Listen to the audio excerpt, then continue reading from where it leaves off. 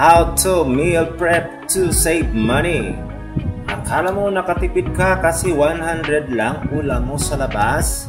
Pero kung araw-araw, 3,000 yan kada buwan at yan na sana ang investment mo.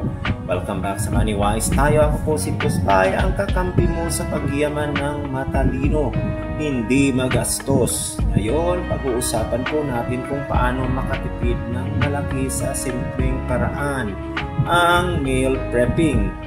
What is meal prepping? Simple lang, magluto ka once or twice a week para ready na ang pagkain mo sa mga susunod na araw.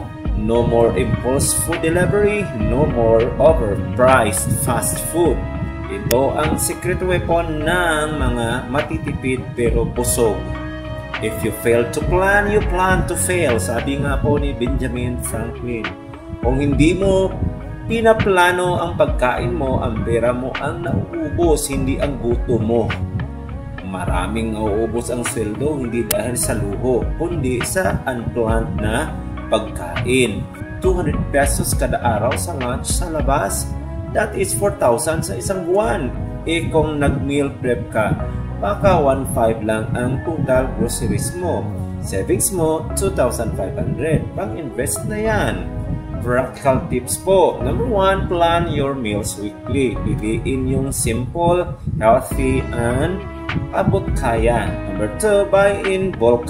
Mas mura kaysa tingi-tingi araw-araw. Number 3, use reusable containers para organize at less waste. Number 4, schedule cooking day. Magluto tuwing Sunday, hatiin for the week. Number 5, freeze or chill properly para fresh pa rin kahit after 3 to 4 days. Example, kung ang weekly food spending mo sa labas ay 1,000 pesos, pero nag-meal prep ka at nagastos mo lang 600 sa loob ng isang taon, nakatipid ka ng 20,800. Hindi mo man maramdaman ngayon, pero future self mo magti-thank you talaga. Meal prepping isn't just about saving money. It's about building discipline and planning your financial health every bite at a time. Kasi kung marunong kang mag-budget sa plato mo, kaya mo ring mag-budget sa buhay mo. Ako po si Puspay, reminding you small savings today, big freedom tomorrow. Stay smart, stay wise, money wise tayo.